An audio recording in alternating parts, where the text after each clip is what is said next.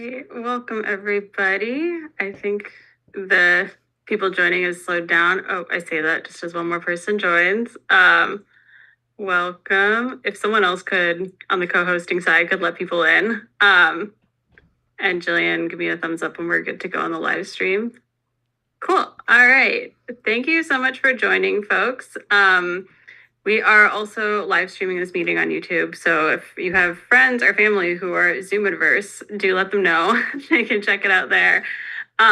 Really appreciate y'all joining us this evening to talk about the potential impacts of data centers with our amply named Is Pennsylvania Ready? It's a Lot to Compute. So I'm Anais. I'm based in Pittsburgh. I'll be moderating tonight and introducing everyone to our lovely rockstar panelists, and also running tech. So do bear with us if it's a bit wonky. We have a number of great co-hosts. I'm not going to read through their full organizational descriptions just because they're a bit long, but just to shout them out, Protect PT, Three Rivers Waterkeepers, Environmental Health Project, the Loudoun Climate Project, and the Breathe Project are all supporting tonight's event. So before we fully jump into tonight's webinar, I just want to cover the question that's on everyone's mind, which is, what is a data center and what is it used for? Oops, I made it really big. Sorry. There we go. Again, I said lots of tech things going on.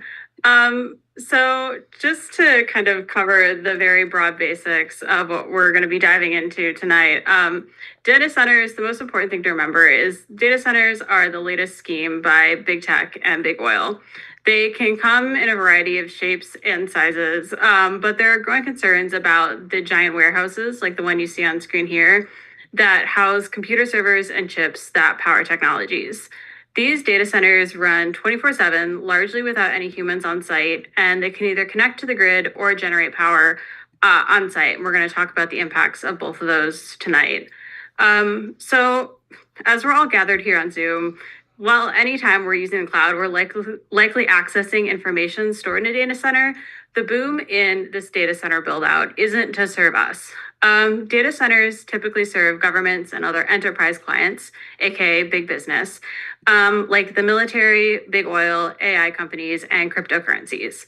So this expansion in computing power wouldn't actually do anything for us. Like, it wouldn't make my Netflix stream smoother, but rather it would be used for projects that regular people don't really want. So things like expanded data collection, manipulation of our viewing and shopping habits online, targeted advertising, facial recognition, and those customer service chatbots that can never quite answer your question when you have a problem.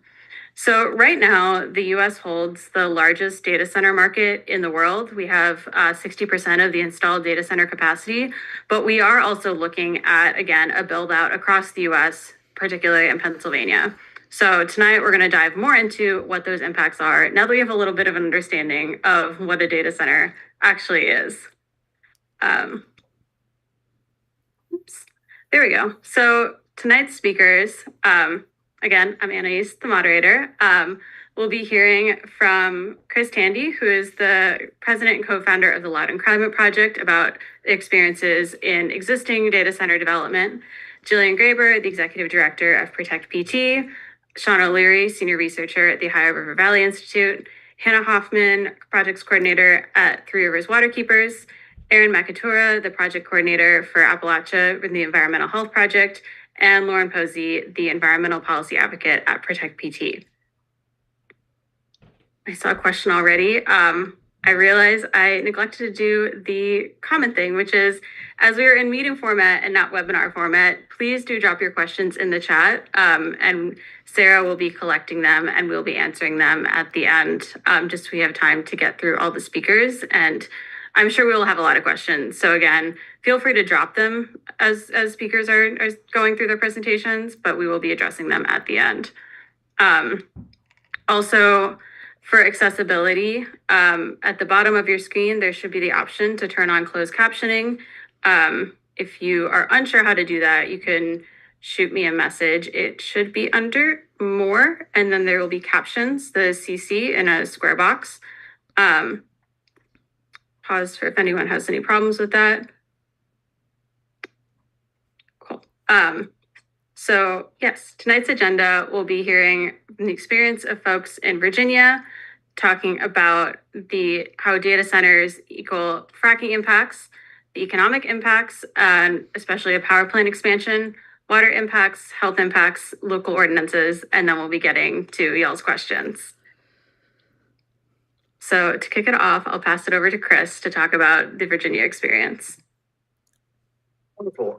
Thank you so much for the opportunity to join you and present here. I'm Chris. I'm with Loudoun Climate Project. We're based in Loudoun County, Virginia. We've been around since about 2020 and work on air monitoring using a network of purple air sensors. We work on trying to have more sensible data center policies and pushing back against expansion of the fossil fuel industry. I'll be explaining why you might not want to see what's happened to Loudoun County happen in your counties, how data centers are connected to natural gas infrastructure and thereby to fracking.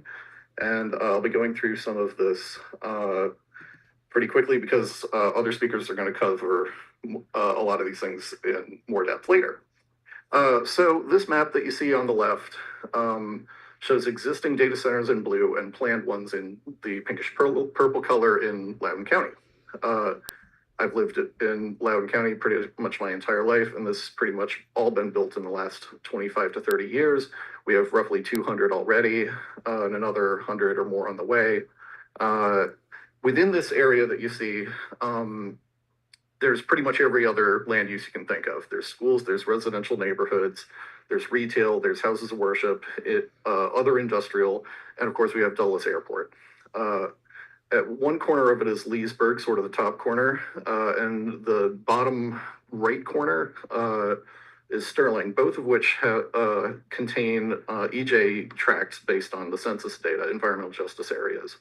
Right in the middle, over in Ashburn, is Ashby Ponds, which is the largest retirement community in Loudoun County and happens to have a very active environmental group themselves. We found that our county board is only so powerful to push back on the expansion of data centers in the county. Many were built by right based on older zoning rules intended to increase data center development going back to around the time that AOL headquartered in Loudoun in the mid-90s. Only recently, our board of supervisors has started pushing back, and data centers have really only gotten unpopular in the last couple of years. That's not to say that the county board isn't still fairly supportive of data centers. It's a huge tax base for the county, about 15.9%. I've heard a statistic that around, but I haven't confirmed this, but that around 200 county employees wouldn't be employees without the revenue from data centers. That there's enormous tax revenue. Loudoun's estimating about $895 million in data center real and personal property tax revenue for fiscal year 2025. Data center costs the county about 4 cents per $1 of tax revenue received, which is lower than pretty much anything else. They put very few cars on the road. This is all stuff that they like to, the industry likes to tell people, that they don't put very many kids into schools, and all of that sounds great if you ignore that they're polluting our air, and with the kind of pollution that damages your health, and creating an energy crisis. So, talking about air pollution, Virginia Department of Environmental Quality, who's the state agency that manages permitting under the Clean Air Act, has issued 186 air pollution permits in Loudoun County alone. Disclaimer, I like to remind everybody, these are permitted limits, not measurements of actual emissions. I have no way to measure the actual emissions directly, so this is the best data we have is what's been permitted. But most data centers are around 10 tons per year of particulate matter. Those tiny little particles that we're going to cover later. One of the things we do at Loudoun Climate Project is cataloging all of the permitted emissions. We go and read through the PDFs and make a spreadsheet of all of the data. And we haven't gotten through all 186 of them yet, but we've gotten through the last 5 years. And they've added up to over 500 tons per year of annual emissions. For a sense of scale, I've found data that suggests that 35 tons per year is equivalent to a top 30 airport. In 2019, there was an airport in China that they measured at 35 tons per year.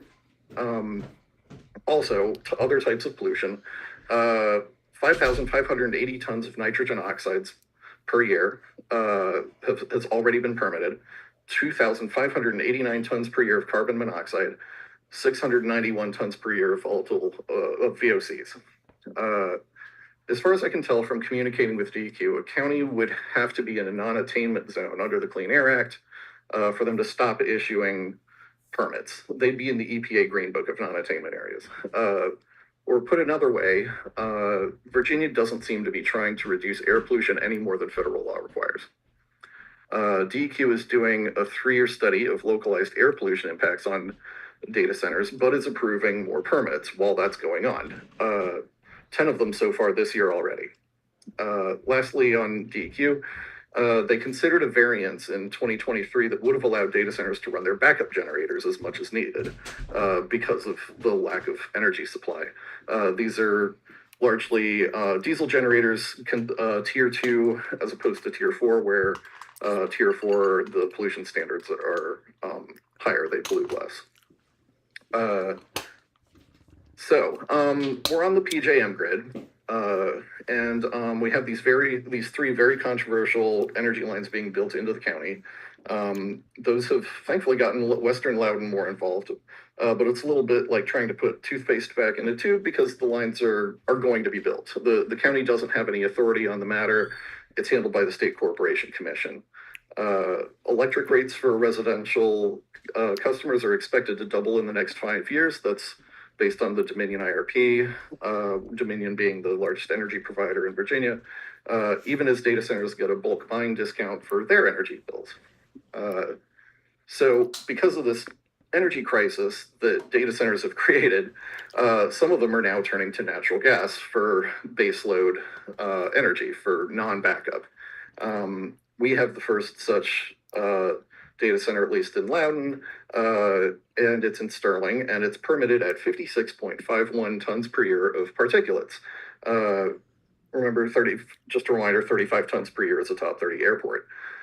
More are likely to try to go the same way because there's not enough energy to keep building at the current pace otherwise, and other options like hydrogen and small modular nuclear that are being considered take longer to bring online. In Virginia, we have something called the Virginia Clean Economy Act. It was passed in 2020. It's the most significant greenhouse gas reduction bill ever passed in Virginia. It requires renewable energy and energy efficiency. And unfortunately, our electric utility, Dominion, seems to be treating the VCEA as an advisory sort of thing rather than a law. But thankfully, our State Corporation Commission seems to be taking things more seriously than usual. People are organizing and challenging the existing narratives. We've got an organization called the Virginia Data Center Reform Coalition, of which Loudon Climate Project is a member. It was started by Piedmont Environmental Council. It's been doing amazing work, and it's been fairly effective locally, but state laws have been a bit more difficult. In the 2024 legislative year, all the legislation was deferred due to a Joint Legislative Audit and Review Commission, or a JLARC study. That study was completed in December of 2024, and it is the most comprehensive analysis of the impact of data centers on Virginia that the Commonwealth has ever done. In my estimation, it paints a picture of an industry that is completely unsustainable, and I would argue also reckless.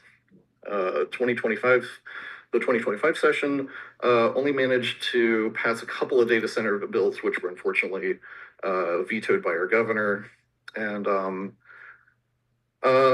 make it extra challenging. The Commonwealth of Virginia gives roughly $1 billion a year in tax subsidies to data centers. 2023 was $903 million.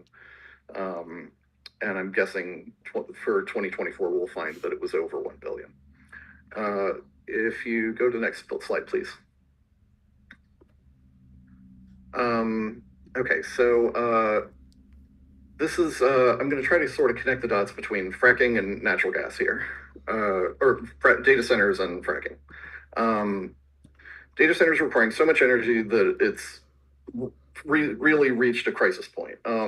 Coal plant closures are being delayed, new natural gas power plants are being built, and additional natural gas transmission lines.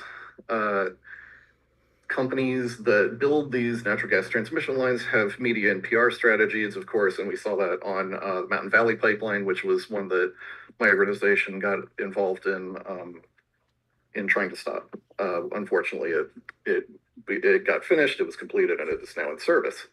At first, they used residential energy demand to try to justify infrastructure, and then it was Ukraine for a little while, and now it's data centers. If you Google Toby Rice EQT data centers Mountain Valley Pipeline, you'll find the CEO of the company behind the Mountain Valley Pipeline talking on the Jim Cramer show about just how much money they're making because of data center demand, and of course, with no regard to any issues caused by the infrastructure that Virginians have seen, like damage to waterways, risk of explosion, eminent domain, climate change, none of it. So now they're trying to expand that pipeline. The additional section is called the MVP Southgate. Aside from that pipeline, there's a new Transco pipeline along the route of the existing Transco pipeline. There's a pipeline called Power Express and another one called Southeast Supply Enhancement. And I think there's actually more that I don't have in my notes.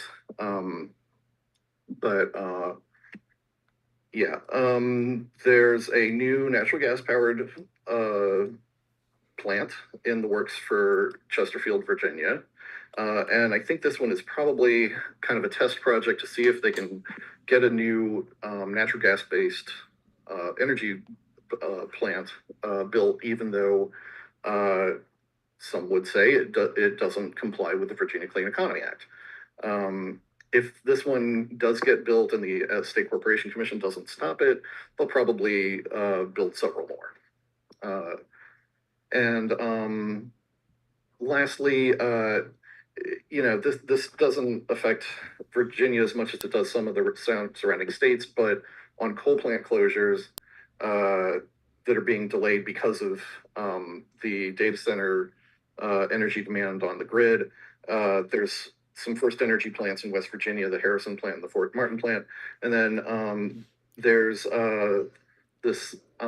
something called 502 Junction Substation near Mount Morris, Pennsylvania, that connects 3 different coal plants, 2 of which are near Morgantown, West Virginia. The third is 42 miles away, and those are delaying closures.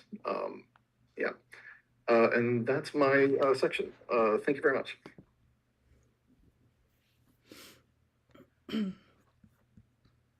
Thank you so much, Chris. Really appreciate you being here and sharing your insight in what y'all have been doing to push back. And I mean, really just huge thank you to Chris also. This is not part of the webinar, but he was one of the first people who met with us when we were like, what do we do about data centers? It was just a really helpful resource. So really appreciate sharing your thoughts and wisdom. Moving on, we're passing it over to Jillian to talk about how at data centers equal more impacts from fracking. Yeah, thanks, Anise, and thank you, Chris, for sharing your wisdom with us. As data centers are proposed in Pennsylvania, we need to think about where the power to these data centers is coming from. In our neck of the woods, that equals shale gas. Or fracked gas, or some people say natural gas, but really there's nothing natural about the process that they're using to extract this gas. More shale gas development, known as fracking, means a further burden to communities in Southwest PA in particular, who have already disproportionately dealt with health and environmental impacts of fracking. My colleague Erin will talk about the health impacts later, but I'm going to focus on the environmental impacts and the nuisance. So nuisance is not just from the extraction point, which you can see an example of that here on the left-hand side, but oftentimes located too close to residences, gas infrastructure, including well pads, compressor stations, pipelines, and fracking waste injection wells are located as close as 500 feet to homes, playgrounds, schools, and places of worship. Next slide, please. Okay, so it's way too close, but despite the efforts of some PA lawmakers and advocacy groups like ours, we still have many lawmakers and our government who are beholden to the oil and gas industry and are unwilling to uphold our constitutional rights as people of Pennsylvania. In our state, we have a constitution, and Article 1, Section 27 of that constitution says that we have a right to clean air and water. This is also a big misconception that because the state and local government actually regulate fracking, that it must be safe. But this is far from the truth. As cited in the 43rd PA Grand Jury on fracking in 2020, we're coming up on the 5th anniversary of that, and fracking is still too close to homes, schools, and places of worship. And regulators don't do enough to regulate the industry. Go ahead, next slide, please. On Protect PD's website, you can actually see a map of the current permitted well pads in our service area of Westmoreland and Allegheny County. We started Protect PT 10 years ago because we were concerned about one well pad, and currently there are 14 well pads and a compressor station proposed for our small bedroom community. The one data center that's proposed is in Upper Burrell, which is in Westmoreland County. And the landscape there is dotted with fracking well pads left and right. And residents have been dealing with the impacts of that for years, like contaminated air and contaminated water, noise, and light. So go ahead to the next slide, please. Noise and light are big nuisances to communities, and it's not fun to lose your drinking water and breathe contaminated air. But what is more troublesome is the radioactive drilling waste and wastewater generated by this extractive process. So you can see here some pictures, many of which are in Penn Township, and also pictures of wastewater facilities, leachate. There's just a myriad of impacts to communities all across Pennsylvania, not just those living near the well pad. Go ahead to the next slide, please. And unlike other industries, such as the nuclear industry, fracking waste is not regulated as hazardous waste, thanks to a loophole that the industry enjoys that it doesn't exist for other energy generation. So radioactive flowback, filter socks, sludge, drill cuttings, are transported on our roads every day in communities all over PA. Unbeknownst to residents living near these landfills and injection wells and waste sites, drill cuttings have historically been sent to municipal landfills, causing further harm and contamination, contaminated leachate with heavy metals and radium. Radium-226 and 228, the kind that causes cancer. Anybody remember the radium girls? Same kind of material here that's on the roads in Pennsylvania every day. Next slide, please. So Pennsylvania has an oil and gas waste problem, and they don't know how to get this under control except to keep transporting the waste to landfills, causing more radioactive waste. And so here you can kind of see some other images of well pads and more information about T norms, radium-226 and 228. If you go to the last slide for me. Okay, and to add insult to injury, right? The influx of fracking to keep up with energy demands for data centers will consume an already depleted water supply. So we have seen our water supplies here in Westmoreland County diminish over the years, with fracking operators taking our water illegally and legally, and withdrawing during times of prolonged drought. And unfortunately, this resource intensive process is only going to harm communities more as data centers come to town, because data centers are also going to consume water. But really, the increase in fracking is our biggest issue here, particularly in our communities. And we really are very concerned about what's to come. And we find that this is a way for industry to sell a product that we were hoping would be phased out because it's harmful to communities, and it's something that is harmful to our human health. So that's all I have for tonight, and thank you very much. Thanks so much, Jillian. And I just want to emphasize one thing that Jillian said is that there is a data center proposed in Upper Borough. So again, we're seeing this industry expand in a way that people on the front lines of extraction are now potentially on the front lines of additional pollution and harm from the downstream uses of this frack gas. So moving on to our next presentation. Believe this is Sean. I actually don't have a speaker lineup. Yes, like this looks like a Sean slide. All right, passing it over to Sean. It is. Thank you, Anais. And thank you, Jillian, and everyone else for allowing me to appear. I'm Sean O'Leary. I'm a senior researcher at the Ohio River Valley Institute. And the first thing that I'd like to do is kind of put into context the challenge that Pennsylvania and the region as a whole is facing with respect to data centers. Right now, PJM, the organization that manages the grid in our region, is expecting to see really significant load growth over about the next decade. Currently, we consume about 154,000 megawatts, and they expect that number to go up to 220,000, almost a 45% increase by the mid-2030s.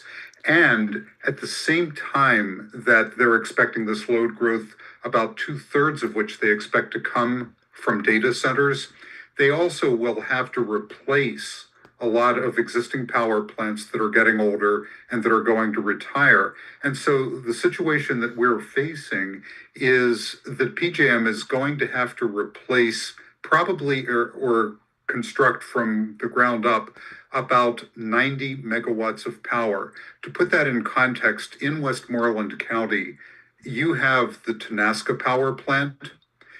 90 megawatts is equivalent to building 100 of those throughout the region. And so, in addition to the concerns that Jillian raised with respect to fracking, all of those power plants, or at least the ones that are likely to be gas-fired power plants, are going to be driving demand for more natural gas. And so that is a very, very large concern, and much of it, about 2/3 of it, is specifically associated with data centers. Next slide, please. Okay, so we need to unbundle the concept of data centers a little bit because, in fact, there are a few different kinds, and fundamentally 4 different kinds. And I'm going to distinguish them because, from an advocacy standpoint, there are certain kinds of data centers that lend themselves more readily to advocacy than others. And so the data centers basically come in 2 flavors. There are hyperscale or enterprise data centers, which are typically owned by a single company. So Amazon comes in or Microsoft comes in and has a data center that they own and operate. But at the same time, there are also data centers that are called co-location centers. Co-location centers are basically big apartment buildings for data centers. And so a developer builds a data center and then they lease space to companies that truck in their own servers and other equipment to operate in that data center.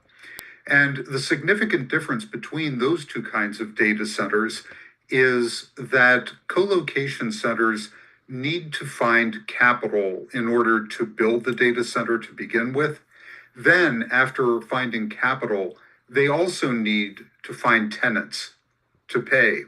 And so, what happens right now is that many data centers that are announced will likely not ever be built because not only do hyperscalers occasionally cancel data centers, Microsoft, for instance, canceled 3 in the last 2 weeks in Ohio, but also co-location data centers are frequently being mounted by development companies that may or may not be able to find enough tenants and may or may not be able to find the financing to build them.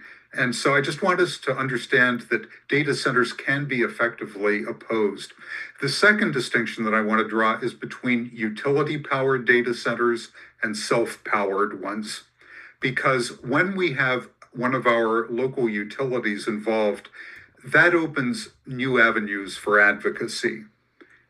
Because that opens, for instance, the Public Utility Commission as a route for advocacy, as well as legislative avenues and others. And so when we look at data centers or hear about data centers being proposed, it's useful if we find out just a little more information to understand where is the power coming from. Is the data center going to source it from our local utility, or are they going to be building their own power source? And then secondly, is the data center a co-location center that will be looking for financing and for tenants, or is it a hyperscale data center probably owned by one large company? Next slide, please. So the reason we have so many policymakers that are enthusiastic about data centers generally comes back first and foremost to the fact that they are engines for tax revenues for local governments, which of course is very popular among people who occupy offices in local governments. But, and this goes back to a point that Chris made a few minutes ago, they also try to sell data centers on a variety of other benefits. One is that they're frequently positioned as major drivers of jobs, both in the data centers themselves and downstream jobs in industries that may utilize data center services. And then finally, data centers are frequently said to put very few demands on public services. And I think Chris alluded to that too. There is, if you didn't notice in that list of supposed benefits, a central contradiction. If a data center is a big driver of upstream and downstream jobs, then it's going to put serious demands on public services. And if a data center isn't going to put very serious demands on public services, then it must not be providing very much in the way of jobs. And so as we go through the next couple of minutes, I'm going to try to bring those issues to bear so that we can understand what kind of threats data centers really pose. Next slide, please. The first point to make is that data centers, despite their advertising as great creators of jobs, are actually pretty awful. In general, data centers typically only employ maybe 30 to 50 people. And for many of the data centers we're looking at in Pennsylvania, that's probably on the high side. In other words, a data center probably doesn't drive much more employment than an Olive Garden. And it has about that much economic impact. The second point is that even when data centers also require the construction or development of a gas-fired power plant, gas-fired power plants aren't great job creators either. The plant, again, going back to the Tenaska plant in Westmoreland, 30 employees. Both power plants and data centers do not have significant impacts. And because the revenues that data centers generate, apart from that which goes into taxes, which are frequently abated, also do not land in the communities that host those centers. And as a consequence of that, there is very little jobs impact. And I will point out, by the way, that the little visual you see of the Wall Street Journal article, that visual and the others that I have in my slides are clickable. And so when you receive a copy of this presentation after this webinar is over, you will be able to click and go to the source documents that underlie this. Next slide, please. Okay, so data centers do pose unique threats to utility ratepayers. Right now in Pennsylvania, you guys are probably looking at something in the neighborhood of 20 to 30% utility rate increases in the next year. And to a large degree, that's because of data centers. And we'll talk in a minute about how that can happen. And so I just want to provide to you a few resources that you can use in advocacy. And again, all of these images are clickable so that you can go to the underlying source documents. But there is a study in the upper right-hand corner from Harvard that documents the different ways in which data centers do cause rates on other users, other utility customers, to go up. In the lower right-hand corner, you see a study from Duke University, which talks about ways in which utilities can support data centers in ways that minimize the need for building out more generating resources, which ultimately saves you money. And then the final point that I want to make that you see in the bottom two images is that the cost of building data centers and power plants is skyrocketing. And that will hit our local utilities. And when I say skyrocketing, I mean that quite literally, in the last 18 months, the cost to build a gas-fired power plant has tripled from basically, again, a plant the size of Tenaska would have cost, in round numbers, about $1 billion to construct a year or two ago. If you were to build that plant today, it would cost close to $3 billion. And those are the numbers that are going to be hitting the bottom lines for some utility customers. Next slide, please. And in fact, it's already happening.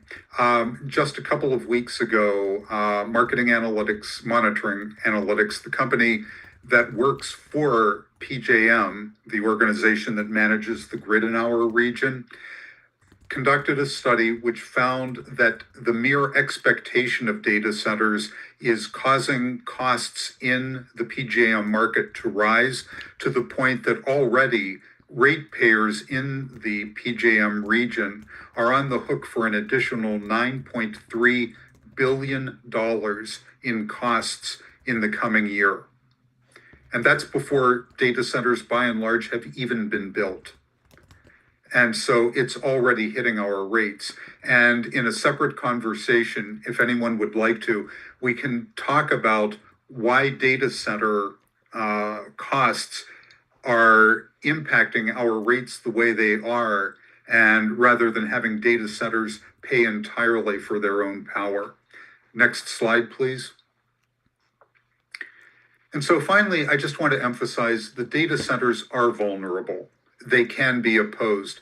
I mentioned a minute ago that some data centers, the co-location centers, require investment from companies to meet their capital costs. They also have to go find tenants. And I will tell you from personal experience, developers and the customers that they're looking for, both investors and also tenants, they just absolutely hate community opposition. They do not want to be investing in stuff that they fear may get turned upside down by community opponents. And so we really can have a voice in helping to stop those data centers. The second thing that I want to point out is that there are many measures that we can take as advocates to minimize the impact of data centers, even when they are built. And that can be done by convincing utilities and the Public Utilities Commission to adopt special tariffs that force data centers to pay for more of the energy and the capital costs that they incur. And there are different models for this. Indiana, the state of Indiana, is doing a great job right now in this regard, and they provide us with models that we can look at. And then the final source of hope that I want to mention is that, frankly, a lot of data centers aren't going to be built. Right now, there is a data center fever right now. I mentioned that the costs of building are skyrocketing, and ultimately, those costs are going to discourage some proposed data centers from even being built in the first place. And we're in a region that has a long history of PJM and its member utilities vastly overestimating future load. And so, as those forces set in, as the realization that not as many data centers as are predicted will actually be needed, that puts us in a position of power to help stop the construction of those data centers that would be superfluous and that would ultimately become stranded assets. So, thank you very much. As I mentioned, all of this images that you see in my slides are clickable. That you will allow you to go to the source documents. I hope you'll do so, and please reach out to me if you have any questions. Thanks. Thank you so much, Sean. This was great. Yeah, a lot of love in the chat. And yeah, just for folks who are asking again, we will be sending out the recording as well as the slides, so you will be able to just click those images. And just a reminder as well to please drop questions in the chat. We are keeping a running tally. So if you dropped your question in at like 7:03, fear not, we've got it. But as we continue to go through the presentations, yes. And I don't know if I remember. Oh, also, everyone's contact info for presenters will be shared at the end. So you'll be able to get in touch with us. Sorry, I had like a list of like things I need to say in between presenters. I want to make sure I touched on them all. All right, we're going to pass it over to Hannah to talk about the water impacts. Hello, everybody. My name is Hannah Homan. I'm with Three Rivers Waterkeeper. We're based here in southwestern PA, and we serve as both a scientific and legal advocate for our waterways. We work to protect the quality and health of the Allegheny, Monongahela, and Ohio rivers and their respective watersheds in southwestern PA. And today I'm going to talk about the water impacts associated with the build out of data centers. So data center research shows that data centers rank in the top 10 of water consuming industrial or commercial industries in the United States. And they do that through two ways, including direct use, which is using the water as a liquid coolant to dissipate the heat generated by the servers and other equipment required for them to operate. And then there's also the indirect use, which is the water required to generate the electricity that data centers need to operate. Data centers consume millions of gallons of water every day. Some data centers, not all. There's a large range and scale of the sizes, and there are data centers that can consume millions of gallons of water every day for both on-site cooling and off-site electricity generation. So just one data center can consume as much as 5 million gallons of water daily through indirect and direct use. And when I talk about water consumption, I'm referring to the amount of withdrawn water that is permanently removed from the immediate water cycle due to evaporation and other irreversible processes that happen from both direct and indirect use. And climate change puts water insecurity into the spotlight. Droughts are a concern for all areas. Droughts are threatening water-stressed areas where water cannot be replenished as quickly as it's being used. And we're not a stranger to that here in Pennsylvania. Our Three Rivers Waterkeeper and Protect PT have done a lot of advocacy work around the Beaver Run Reservoir, which has had a lot of issues around drought, which it's a whole other presentation we love to give. But we see that this is an issue, and we encourage proactive thinking when we think about the increasing severity of drought in our region. You can go to the next slide, please. So more data centers means more water consumption. They are projected, as discussed all throughout our presentations, they're projected to be a major source of increased electricity demand over the next 10 years, and energy generation requires massive amounts of water. We have to think about it as two factors of how much water is being consumed on both ends. It's a big cycle. And then the graph I have on this slide is from the 2024 United States Data Center Energy Usage Report. And this figure shows the growth in just direct water usage alone in data centers. And these trends, you can see that they're continuously going up. And it shows that these are expected to continue through 2028, with internal data centers falling to just 2% of the total, and hyperscale data centers in 2028 are expected to consume between 60 and 124 billion liters of water. And it should be noted that the exact amount of water that is consumed by individual data centers is difficult to determine because there's very little publicly available data for research and analysis. And you may ask the question, why aren't they reporting more of their water usage? And the Uptime Institute did a survey, and more than 60% of the operators say there's no business justification to collect that information. But there is a change happening, and that a growing number of municipalities that do permit data center developments, they're requiring them to minimize direct water consumption. So it is on radar. And then a Pew Research Center study showed that generating a 100-word email would use up to an entire, using ChatGPT AI would use up to an entire bottle of water for cooling needs. And I feel like a lot of us have heard that talking point a lot. And the Washington Post expanded on that, and they reported that a 100-word email generated by an AI chatbot once weekly for a year by 1 out of 10 working Americans requires over 400 million liters of water, which is equal to all of the water consumed by Rhode Island households in 1.5 days. You can go to the next slide. And so the question that comes up is, how are data centers using our water? You know, we hear that they're using it, but how are they using it? But first, I want to talk about the type of water that they are using. Data centers can use numerous water supply sources, including potable water, treated effluent, or reclaimed recycled water, but the quality of the cooling water can affect their equipment's useful life. So reclaimed water, for example, can cause more corrosion, scaling, microbiological growth in the equipment more so than potable water does. And so data centers love potable water, which is suitable for drinking. And even if they they occasionally will use non-potable water, such as gray water or recycled water, but on average, the alternative water sources contribute to less than 5% of a total data center's water supply. And so also, if an individual data center isn't using a lot of water, the power plants still are.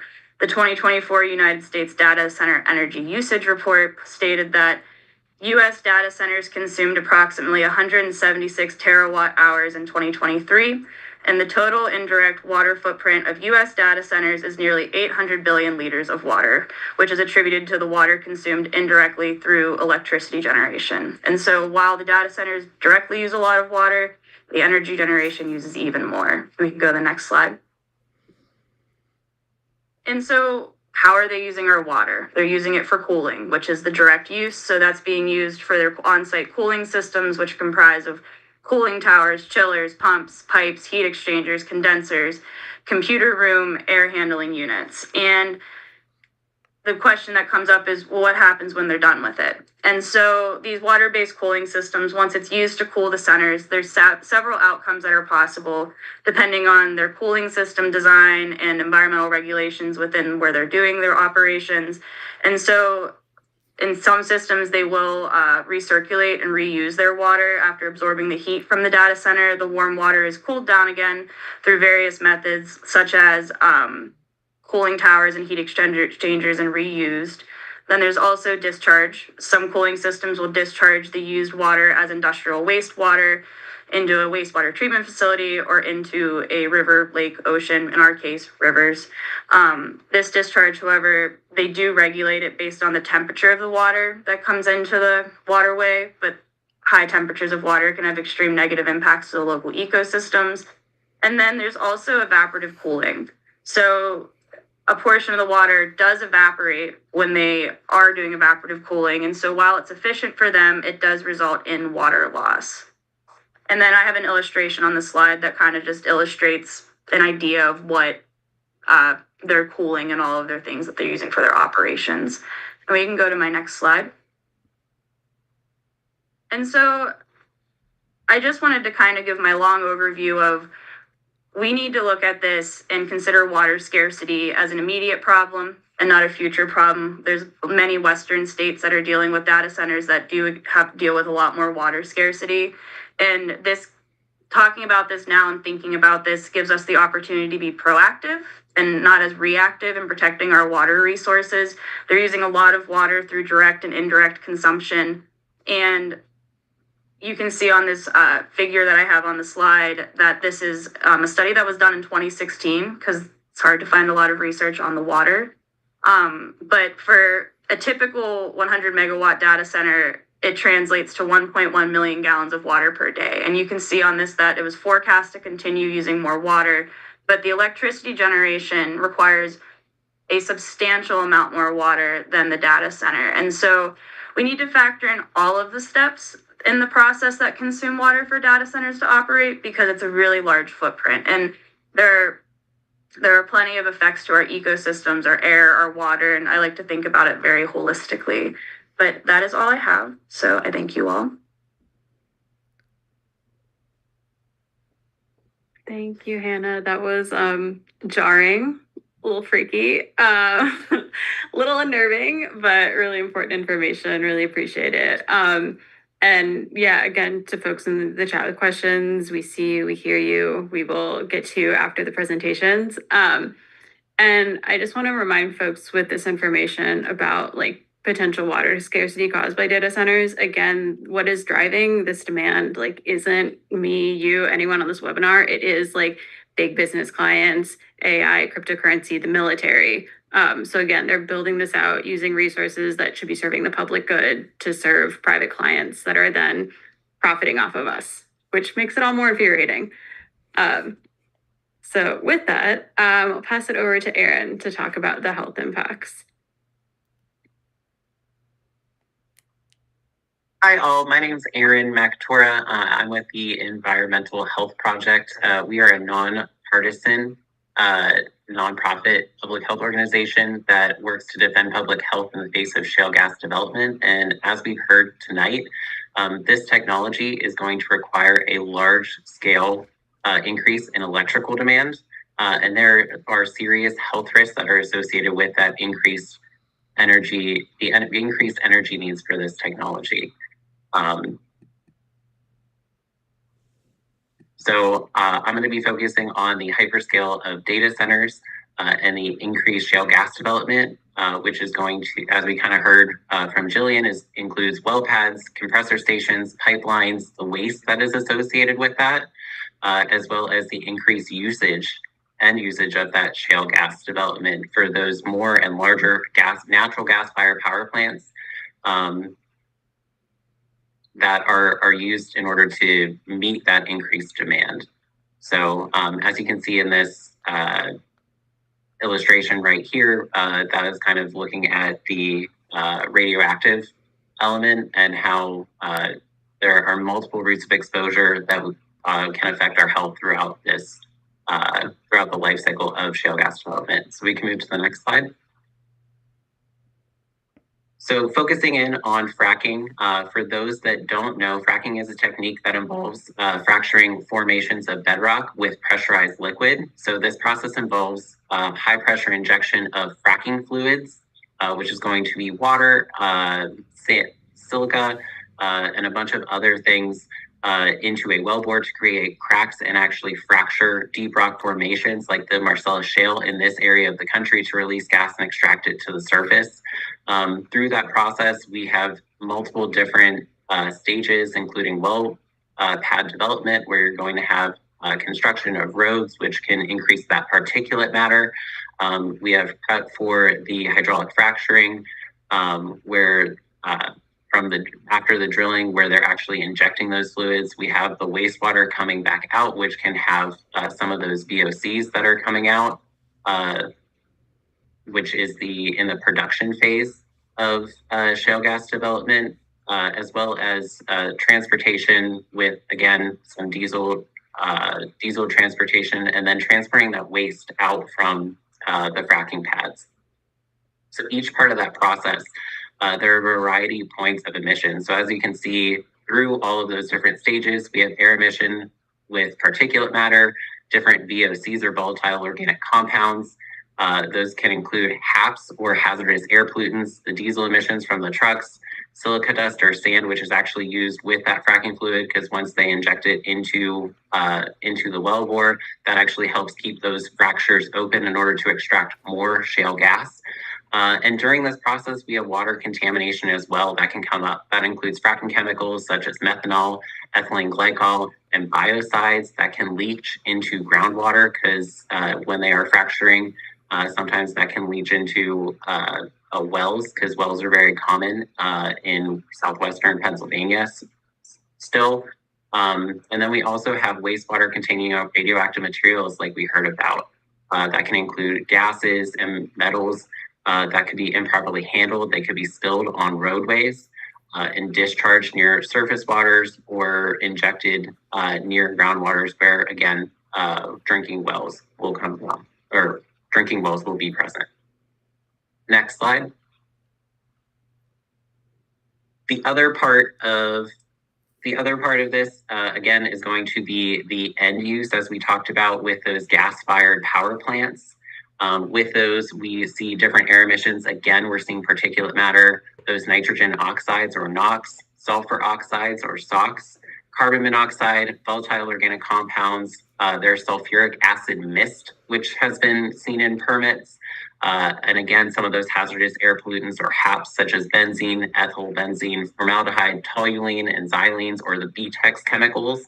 And then we have water contamination, where we've seen on some of the NPDES permits, things like hexavalent chromium, lead, sulfates, chloride, bromides, chromium, zinc, and oils and grease, among other things. So what does all of this stuff do? On to our next slide. Some of the health risks that we have particulate matter. Particulate matter is the composition of tiny liquid and solid particles that can be found in the air we breathe. I know that a few years ago we had that wildfire smoke that came into southwestern and the eastern side of the country.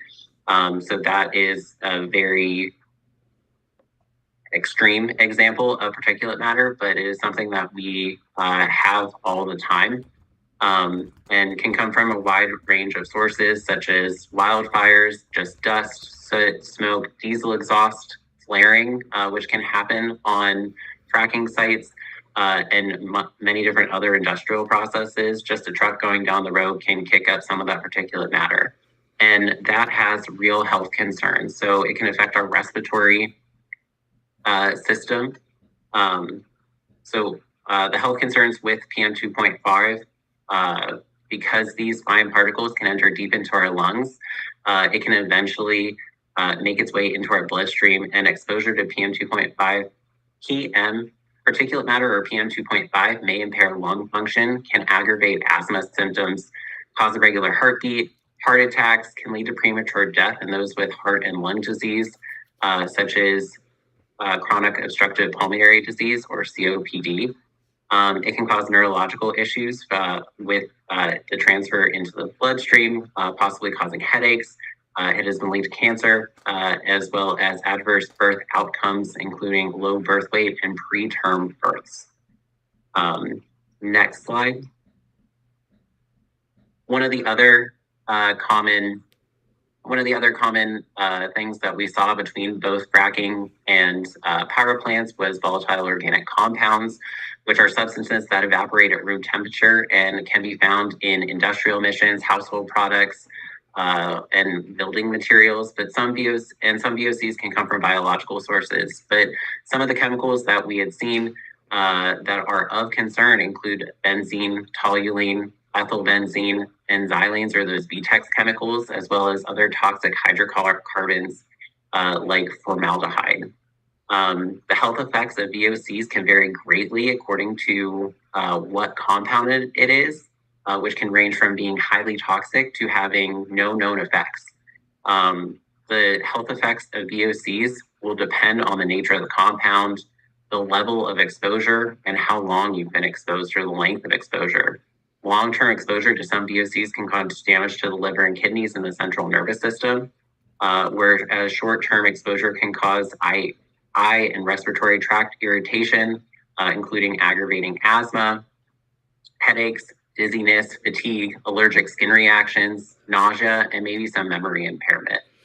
And we have a list here of some of the common VOCs that can be found in the shale gas development process and some of their symptoms.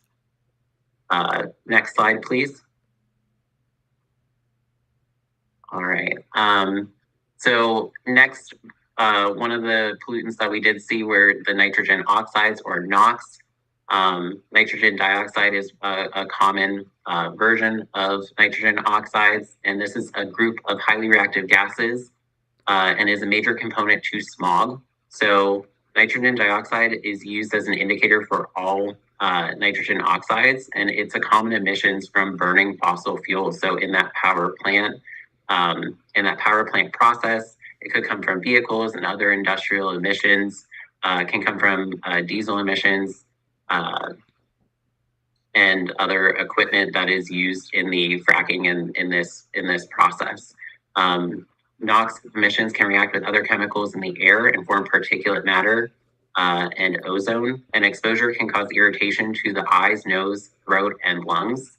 And high levels of exposure over short periods of time can aggravate respiratory diseases such as asthma, COPD, and can lead to respiratory symptoms such as coughing, wheezing, difficulty breathing, and longer-term exposures can elevate to elevated concentrations may contribute to the development of asthma and potentially increase susceptibility to respiratory infections.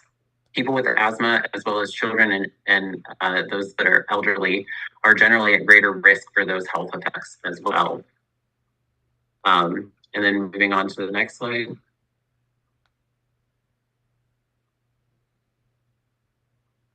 And then finally, we have sulfur dioxide, which affects the respiratory system, particularly lung function, and can irritate eyes. So sulfur dioxide can irritate the respiratory tract and increase the risk of infections. It can cause coughing and mucus secretions and aggravate conditions such as asthma and chronic bronchitis. Controlled human exposure and epidemiological studies have shown that children and adults with asthma are more likely to experience adverse responses to sulfur dioxide exposure. And effects at levels near effects for a 1 hour exposure include asthma exacerbation, bronchial constriction, and other symptoms of respiratory irritation, including wheezing, shortness of breath, chest tightness, as well as especially during exercise or physical activity. And exposure to levels of SO2 can result in increased incidences of pulmonary symptoms and disease, decreased pulmonary function, and increased mortality. Again, the elderly and those with cardiovascular disease or chronic lung diseases are more likely to experience some of these adverse effects.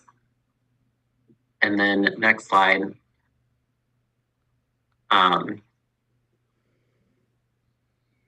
As we've heard, that some of this information that we are talking about can be stressful and can have an effect on mental health.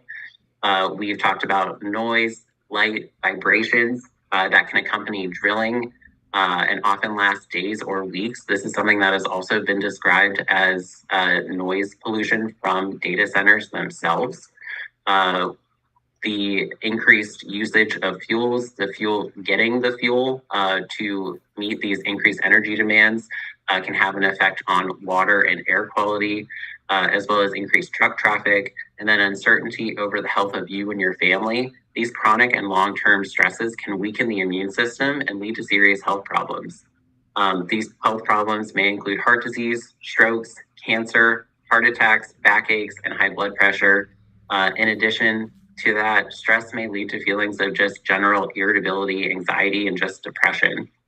So it's a holistic thing that this is affecting all. It's a holistic health effects that can happen from just the idea of putting in a data center. So, and that is all I have for now. Thanks, Aaron. That was really helpful. And just like an important reminder again that it's like not just a data center and like an isolated impact. There's all those impacts that come before we even get to like the stress and mental health impacts of like having a data center in your community. Um, I know some people are like, it is 8 o'clock. I'm leaving. Friendly reminder, this was scheduled to 8:30. So fear not, we've still got more to go. If you do have to hop off early, we have been writing down all your questions and we will like get back to you with written responses. But if you're able to stick around, please do. We still have some exciting things to come. So with that, Lauren, are you still with us? I am. I'm back. I've been having some tech difficulties on and off today, but I'm here currently and hopefully I will stay here. All right, so I will be talking to you guys a little bit about the different entities that will have a hand in regulating data center development going forward. So at the state level, the Pennsylvania Public Utility Commission is going to be a big player, or the PUC. They recently held an on-bank hearing on interconnection and tariffs for large load customers to assess how to manage large data center development. They heard from different data center companies testifying, they heard from utilities, and they also heard from their own Office of Consumer Advocate, which looks out for the consumers and the residential ratepayers in our state. They did have a 40-day public comment period after this hearing where anyone could submit their feedback and their thoughts. That public comment period is closed. It closed on June 6th, but the reply comment period is now open. So we have an additional about 15 days to read over what people have posted to the docket and to formulate any kind of replies or additional thoughts to put in as part of the comment period. And that is open until Monday, June 23rd. And we'll have a link available if you would like to check that out or potentially formulate and submit comments of your own. So then there's also our state legislature. And one thing to point out about that is that there was a pertinent law that was passed in 2021, the Computer Data Center Equipment Exemption Program, which exempts computer equipment from sales and use tax when sold to, used, or consumed in a data center. And that's a pretty big benefit and perk for them. It's something that a lot of states have put into place in order to make themselves more compelling and attractive to data center development. And then we also have the governor's office, which something pertinent to address is the Governor Shapiro's lightning plan, which was proposed in January of 2025. And this includes a number of different proposed legislation that he's going to put forth surrounding energy and energy development in the state. But one facet of it is a proposal to establish a Pennsylvania Reliable Energy Siting and Electric Transition Board, or RESET board, to streamline permitting for new energy projects and offer tax breaks for projects providing electricity to the grid. This is HB and /SB 502, I believe. So these are going to be proposed to the legislature and they have to go through that process. But the creation of this board is something that could potentially make it easier for data center projects to get off the ground and perhaps bypass the need for local approval in municipalities and counties if there's this statewide board that's going in and approving these projects. So overall, the outlook right now that we're seeing from people like Governor Shapiro and from the commissioners on the Pennsylvania Public Utility Commission, they're displaying a pro data center outlook. There's some acknowledgement of the need for caution, of the need for further studies or for targeted regulations that address the significant demand that data centers are going to pose for our resources. But it's overall a very pro data center stance that we're seeing our state government take. There was an article just recently about how Amazon is proposing a $20 billion investment in the state to build at least 2, probably more, large data center facilities. And Governor Shapiro was quoted as calling it the largest private sector investment in our state's history, that it's just the beginning. and that his administration is working with Amazon on additional data center proposals. So we're definitely seeing a bit of a full steam ahead outlook at the state level. Next slide. And so this takes us to local zoning and ordinances. So state policy, it can be more difficult to affect that. And right now we're seeing them take a very pro data center stance. So you might be thinking, what can I do? And there are still local ordinances which can hold a lot of power for helping to shape and protect your community. Protective ordinances are crucial for safeguarding residents, especially the most vulnerable, and informing yourself about local ordinances could help you advocate for vital protections. Next slide. So some questions that you might ask yourself. Has a data center been proposed for your municipality or for a nearby municipality? Do you think that your community could be next for a data center proposal? Or are you just concerned about this issue and you want to be proactive? And the answer to these questions could be that you help your municipality draft a protective ordinance for data center facilities. As has been mentioned earlier in the presentation, these large facilities are going to take years to be built, finalized, and connected to the grid. A lot of some of the proposals that we're seeing crop up right now might not actually make it to fruition. So we have an opportunity to act now to help minimize the impacts. Next slide. And so when you're looking at a protective data center ordinance, these are, or potentially amending an existing ordinance to include data centers, these are some of the elements that you can look to include. Adequate setbacks. Are there strong setbacks around residential areas? Do you want a data center facility? Maybe you want there to be at least 1,000 feet or 2,000 feet or more in between the data center facility and the nearest residential zone. And that can help minimize the chance of, people having impacts from noise pollution or light pollution, or air pollution or health impacts if there are those protective buffer zones in between the facility and where people are living. You can also implement maximum lot size restrictions for developing infrastructure. You're able to say that if there's a data center facility that's proposed that you don't want it to exceed a certain size. You can also require aesthetic screening and greenery. If the visual impact of the data center is something you're concerned about, you can require, maybe it's set back from residential areas. Maybe you require like a screening of trees around the facility, something overall to minimize any potential disturbances on the community. You can also require environmental impact assessments. You can require that the company, the data center company, completes these before the data center is built.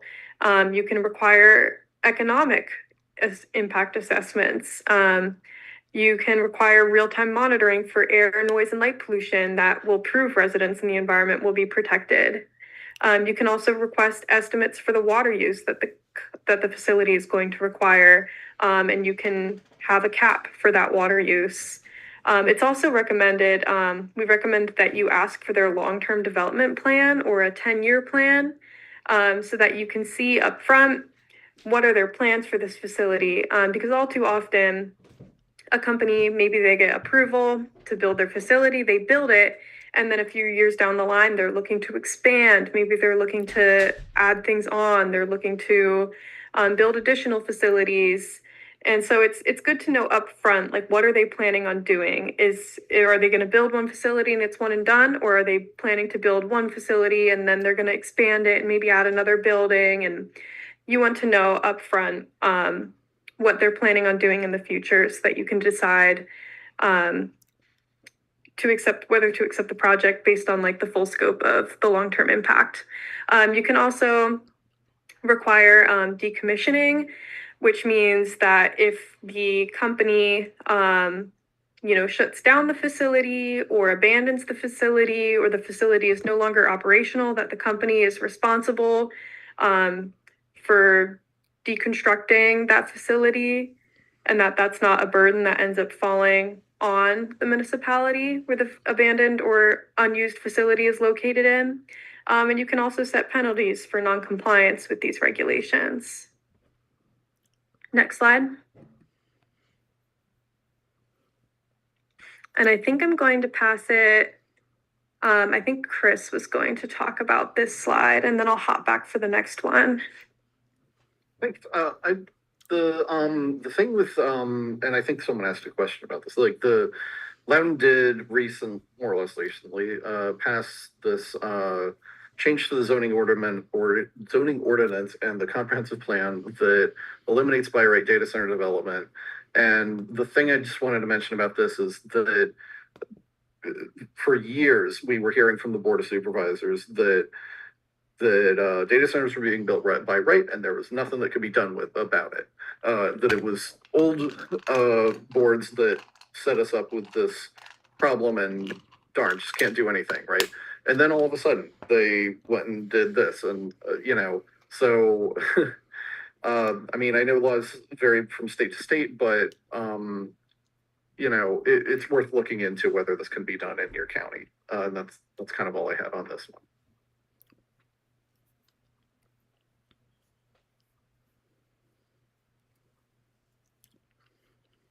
All right, and yeah, one more thing about ordinances that I'll say that I forgot to pop on the last slide was that you can also limit like a data center to certain zones.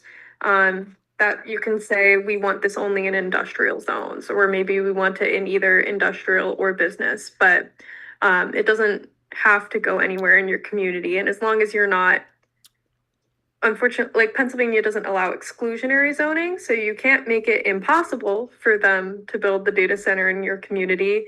You do have to leave them at least a place or two where technically they could put it. But basically the whole point of protective ordinances is that you're able to put enough steps or hurdles or requirements into place that a company might look at that and decide it's not worth it. We're going to go elsewhere. We don't want to have to, monitor our impact. We don't want to have to propose our water use. We don't want to give you a 10-year plan. We don't want to have to do an environmental impact assessment and then they decide not to build in your municipality. So while you can't outright make it impossible or ban data center development in your municipality, basically you can implement enough protective measures for residents that they might decide it's not worth it.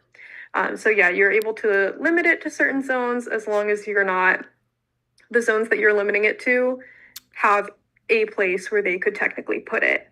But yeah, some additional zoning ordinance concerns that are related to a protective data center ordinance or maybe have a lot of similar statutes that you can implement would be like a protective fracking ordinance or a strong injection well ordinance. A lot of the recommendations that we might give for an injection well ordinance or a fracking ordinance and a data center ordinance are the same, with requiring those impact assessments, requiring setbacks, requiring, if you have a strong noise, light, or nuisance ordinance, that's important because you want to have that noise ordinance in place. If you don't have one in place, then you can't limit the amount of noise that they can produce. So yeah, it's a good idea to get ahead of things as much as possible, because if you already have these ordinances and these rules in place, by the time like a proposal lands on your doorstep, you have the ability to have some control over how this will impact your community.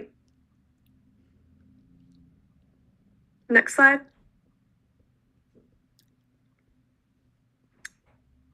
And then some calls to action. So remember, we have time to act.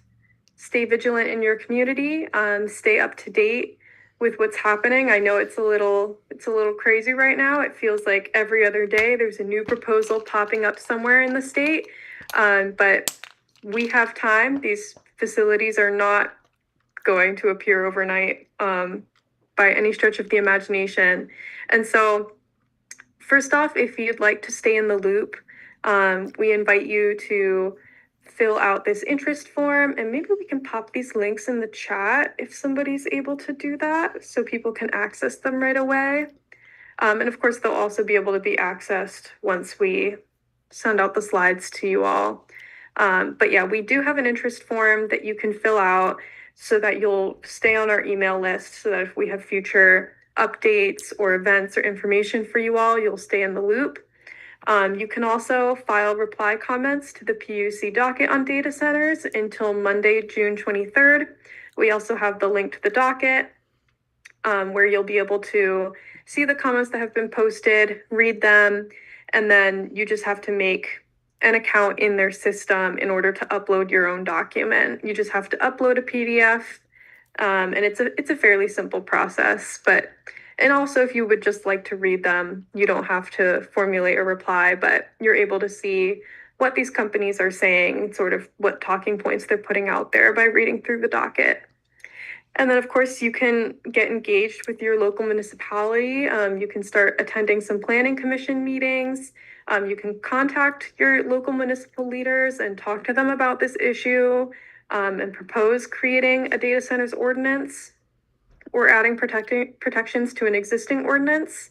And you can also urge your county to use the authority that they have to require permits for every data center in their zoning plans, no by right development. Next slide. And here's our contact information, which we'll also be sending out the slides. So you'll be able to easily access the emails there. And then I think down below, we also have a link to Protect PT's webpage on data centers.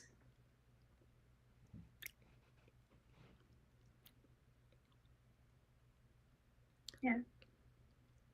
And just that last slide is the question slide. Thank you, Lauren. That was a super great note to end on. Just really helpful kind of overview of where we are at. I am going to stop the screen share as we move into Q&A, just because having a screen share up does stress me out a little bit. So, all right. Again, if you haven't asked a question yet, feel free to drop it in the chat. But before we jump into the Q&A, if we could just have a round of applause, virtual applause, show some love for our presenters and spending their evening, teaching us.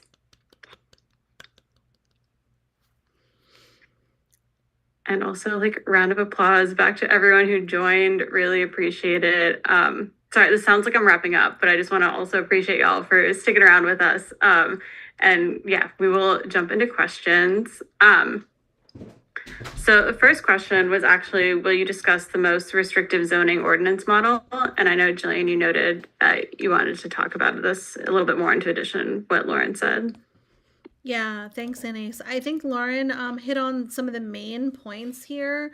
But I think the important thing is to really outline a lot of the things that Lauren touched upon, right? While in Pennsylvania, you have to allow for every use in your zoning code, you are allowed to limit it to a specific area. We always say, limit to an area with other like uses. That will be the most beneficial for your community, because the whole premise of zoning is to reduce conflict within the different uses. So just figure out where is the best place to put it. And there are going to be some, communities where there might not be a good place to put it, but you still have to provide some type of guidance. So don't be afraid to do that, even if you have no place to put it. We talk about this a lot with fracking. And at the end of the day, if you need more help with that, you can contact our community advocate, Jim Cirilano, for some tips. Just start having the conversation, I think, is the most important thing with your municipality, to make sure that they are aware that it's on your mind and something that you care about. One more thing I wanted to say is there is no one size fits all zoning ordinance, unfortunately.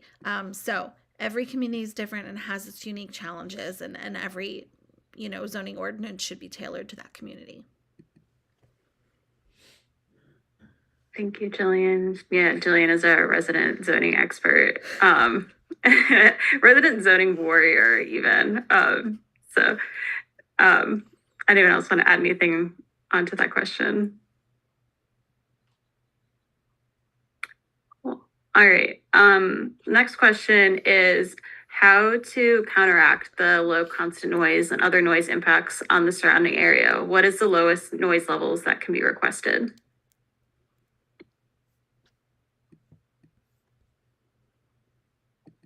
So I'm not sure if Chris has any advice on this with his work there in Virginia, but noise is a tricky business. That's all I have to say about that. Lower noise, you know, we see this a lot with fracking and noise, constant noise with fracking. Sometimes that low grumbling noise, those low frequency noises actually can be more intrusive than you know, those kind of sharp, quick noises. So we actually do have a noise expert that we consult with every now and again. I think he would probably be the best person to answer that question. But keep in mind, like if you're looking at drafting a noise ordinance for your community, don't just think about the decibels, the dBAs, but also think about those lower frequency sound waves, and consult an expert, and they will be able to help you with that. And we know one in particular that's great. If I could add like just a couple things. So we have had a ton of problems with noise. A lot of like I'm sure the board would tell you they get complaints all the time from people that live near these. It's one of the reasons I'm always suggesting that data centers shouldn't go near residential areas because you can only mitigate so much of it. But this is one really good reason to not have by right data center development at all, is because I think you get higher quality data centers when they have to get a permit. They end up making a deal with your board of supervisors and they proffer a bunch of stuff. Whereas if they're by right, they just build whatever they want. And you know, you end up with worse results that way. But the other thing is the on-site natural gas that they're starting to do is louder and more constant. And I have a friend that I just pulled up an email from. It's been hovering around 70 decibels. Not an expert on the noise subject, but from my understanding, it's pretty aggravating. Thanks. We also have more information on our website. We have a noise page, and we do measure noise for shale gas development. And you're right, Chris, it can be very intrusive, particularly the compressor stations, the power plants, things like that. So some things to think about. And can I also just say that normally those are not regulated by your DEP or like EPA style agencies. Those are not by like the health agencies. Those are going to be local ordinances that are going to need to be put in place. Yeah, that's right, Aaron. And actually, that's one of the few things that local ordinances or local municipalities have control over, because the state doesn't have control.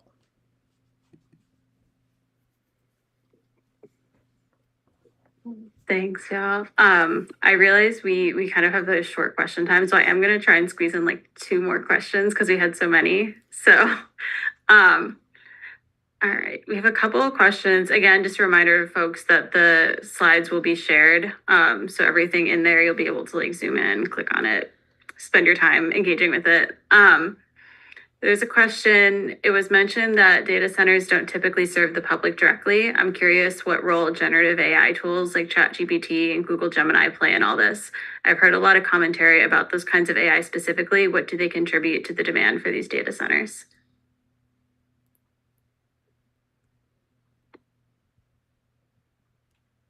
If no one's jumping to answer this, I will say I don't have the stats on me right now. We can include them in follow-up, but AI is definitely a big driver to this expansion. And I think something folks noted in the chat as well is that these generative AI tools are kind of just being forced upon us. By and large, like we're seeing them with the note takers, with every time you do Google search, being added to all these tools we're already using.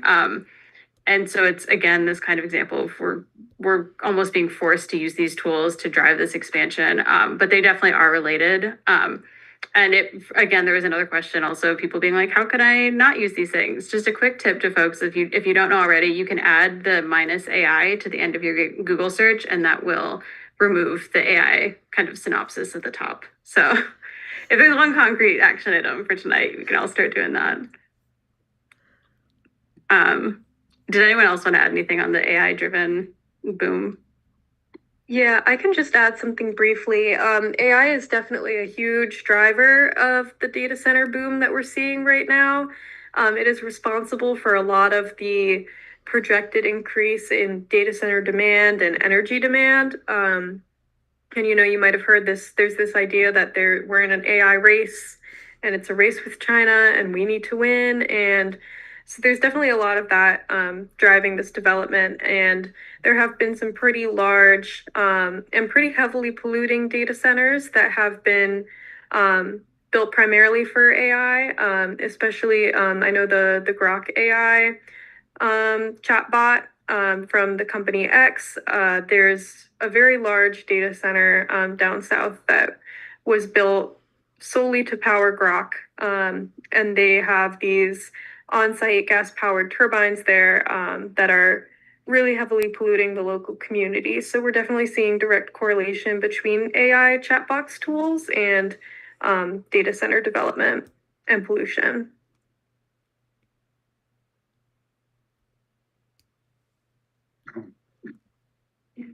Hi, Julian. I just wanted to kick in that I've seen a couple of questions in the box about the levels of pollution associated with data centers. And the data centers are generally sized by virtue of their consumption of electricity. And so, for instance, 1,000 megawatt data center means a plant. Again, I keep going back to the Westmoreland Tenaska plant, but a plant of about that size. And a plant of about that size will put out, depending upon how regularly it's used, somewhere in the neighborhood of 2.5 to 3 million metric tons of carbon annually. It's a significant hit.